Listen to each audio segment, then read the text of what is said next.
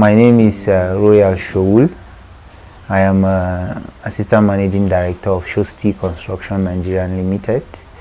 Presently the Secretary of the Plateau Central Youth Advocacy for Democracy and Good Governance, and also a member of the Leadership Incubation, the African Leadership Incubation, a former NAPS president, that's the president of the National Association of Plateau State Students of University of Jos, and currently the auditor of the University of Jos Alumni Association Plateau State Chapter. My leadership journey started far back when I was very young, and with the mentorship of my dad, who always wants me to be progressive. He always wants me to be at the top. He doesn't care how you do it, but he wants you to be, if the accounting fell 1, 2, 3, you should be among the first 3. So I grew up with that mentality of excellence, always being at the peak of my game, in my class, among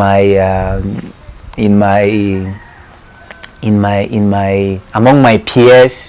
So we grew up with my late brother having that mentality of we must be among the first 3.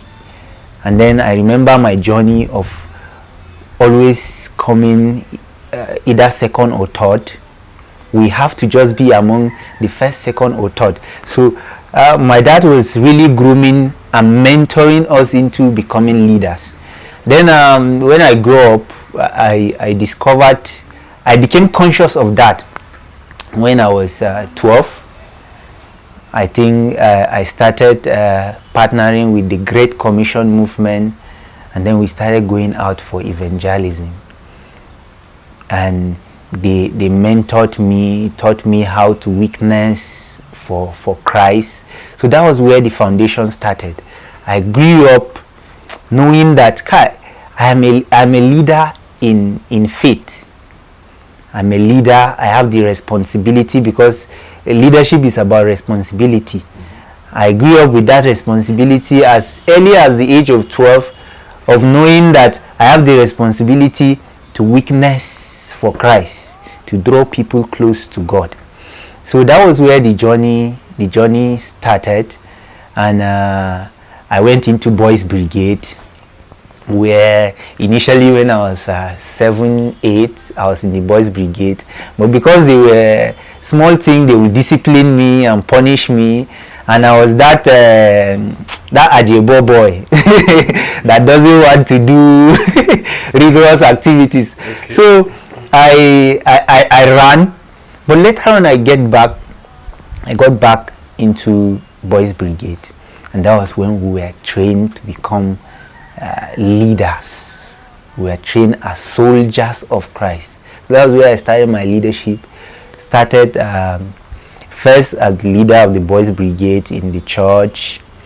Very young, and we go for meetings. I see people who are way older than me, that their age is even double of my own, and we are in the same ranks, and then having the same portfolio. So I started to grow that consciousness of leadership there.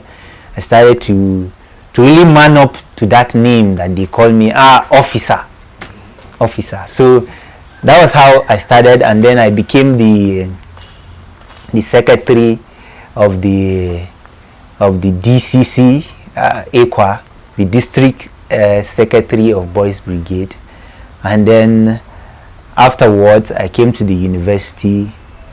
And when I came to the university, when we were doing registrations, and then we would see people coming for campaigns, to new students coming into the university, they would say I'm contesting for SUG president. And I said, what will be the impact I will make in this university? Because I'm somebody who grew up always wanting to have that opportunity to lead, to always have that opportunity to really make impact and then illuminate. My ideology then was that leadership is all about illumination. bringing light to where there is darkness. That's what I believe. So I always want that opportunity to illuminate people's mind and then change their attitudes and perceptions about things. So I said, Kai, before I leave this university, I want to make an impact. And I said, Kai, if I will have the opportunity, I will be SUG president. Wow. And the first thing I wanted to do is that I want to build capacity of people. I said, if I become SUG president, I think for us to mitigate this lack of employment, we should grow entrepreneurs. And what I was having in my mind, then the entrepreneurship center was not even built, or was not even utilized like that. We only go for our GSTs. They teach entrepreneurship very, very on the periphery. So I said, it's good that we train capacity. We build capacity in students, so that after graduation, you don't wait for government employment. You don't wait for the white collar jobs. You go into because before I go into the university, I was learning tailoring, and my clothes, I sew them, my native wears. So that was my dream of if I was given that opportunity. And then at the long run, when I was in my 300 level, no, it started from my 100 level. I started involving in student unionism, and as small as I was in 100 level, my course was 5-year course. We have students up to 500 level, and then I realized that because of the way I involve myself and the ideas I put into things, especially when it comes to unionism and then politics, my 500 level students, when they are having meetings to decide on what the department will do, they will call me to be part of the meeting. So I started building myself, and then I started the Plateau State Faculty Associations in my faculty. So I think that was my first positional leadership in the university. So I started it. I was in 200 level then, but I called people from 500 level, 400, 300, and surprisingly they respected me because of the way I carry myself. They respected me and they came. I was surprised. I said, wow, so these people could actually respect my call and come. So we started, and I was telling them that my dream is to get these associations opened to unite the Plateau State students in all the faculties. That is my dream, but we will start here. So we started there in environmental science, and from there in my 300 level I contested for NAP's president, and I won, and we had a 1-year period of leadership. Yeah, it wasn't leadership is not a bed of roses. We had our ups and downs, our successes and our failures, and every time I'm proud to talk about my failures because if you don't fail, failure is part of success. If you don't fail, you don't know what success looks like. So we failed in some projects that we said we will do. In some we succeeded, and one of my idea then is that when you train more leaders, you reduce the deficit of leadership. So I stood strongly that my members should be in position of leadership at all levels, even though it wasn't accepted by other people not from Plateau State. I became the black sheep, but I was trying to help my own generation, my own people. I was trying to help them. I said, if we are spread across all spheres of leadership, they will try and fail, but at the end of the day, they will learn something, because leadership is also a training ground. Leadership positions are training grounds. So I had to struggle for all the faculties to be Plateau State students. That was how the journey started. And then one of the things that I was so interested in during my time was culture, because I believe the culture is the foundation of every people. So I really dived into making all the programs turning into the direction of culture. Even our football competitions were according to tribes and local governments. And then long before I became president, those things were not there. I think we had one of the biggest cultural carnival then. So after then, I became the MISHIP National Secretary. That's the MISHIP students, the National Association of MISHIP Students National Secretary. That's my tribe.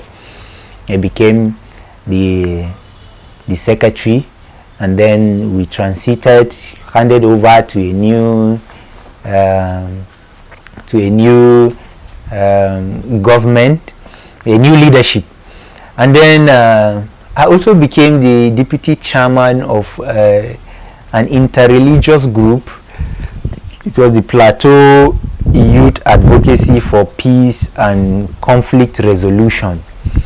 Then, even though the group is not in existence now, but it was an interreligious and interethnic group that we come together to provide solutions to the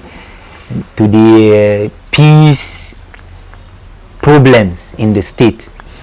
So I was the vice chairman, and after then I had opportunities to be in my community leadership, a lot of committees, and presently I am the secretary of the Plateau Central Youth Advocacy for Democracy and Good Governance, trying to see how we can contribute to good governance. People in leadership, let's see how we can speak to leadership, we can criticize leadership, we can applaud leadership when it's going the right way. So that is what the group it's all about, and that has been my leadership journey so far. And then presently in the University of Jos Alumni Association of the Plateau State Chapter as an auditor, trying to see how we can build leaders from student into the wider world, because we believe that is why the alumni is created, to be a transition from studenthood to the alumni sphere, where you are trained in the responsibility of giving back to where you're coming from, and also building the younger generation. So that is the position I am now, and also in my company, doing my little work. And also it has also been the construction industry has also been a place of leadership, because we have great leaders emerging from the construction industry, the real estate business, like Donald Trump. And then you know that it is also a training ground of leaders. So this has been my leadership journey through these years till now. For emerging leaders, I think we are in the age that leadership consciousness is very high, and leadership consciousness has come to stay.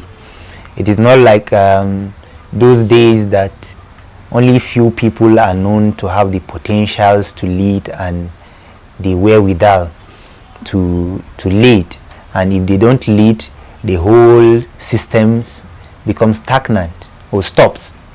Now I can see the consciousness of leadership being everywhere, because everybody is created. In my leadership training, I grew up with the training that everybody is a leader, and everybody has the consciousness, is created with the ability to lead. So it's just for you to be conscious of your ability to lead. And leadership doesn't come from positions that you hold. Leadership is a lifestyle. You have to just know what part of leadership has God blessed you with. Some is environmental leadership, some is business leadership, some is church leadership, some public leadership, some educational leadership. So you just know where God fits you, and then become conscious of it and begin to utilize it to change lives and impact.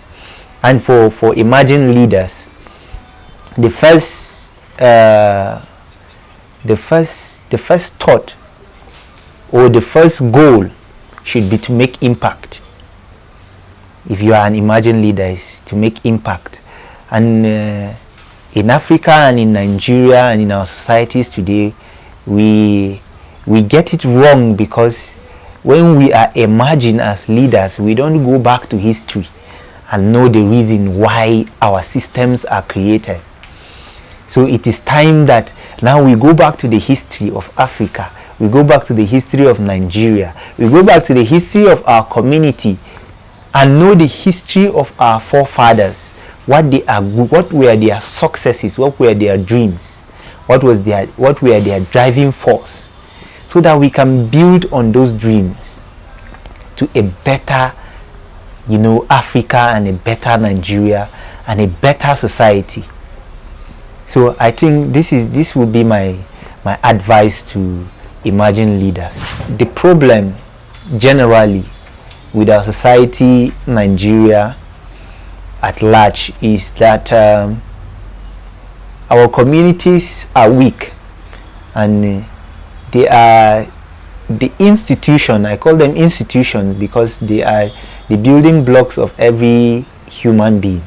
You must belong to a community, you must belong to a society for you to get to anywhere you want to get. And you must be a member of a family, you must be a member of a tribe, of an ethnic group or religion. So our communities are porous, and then leadership starts from our community. Leadership is everything. Every development, every achievement starts from leaders. And if our communities are weak in terms of leadership, then the leaders that we produce will become weak leaders.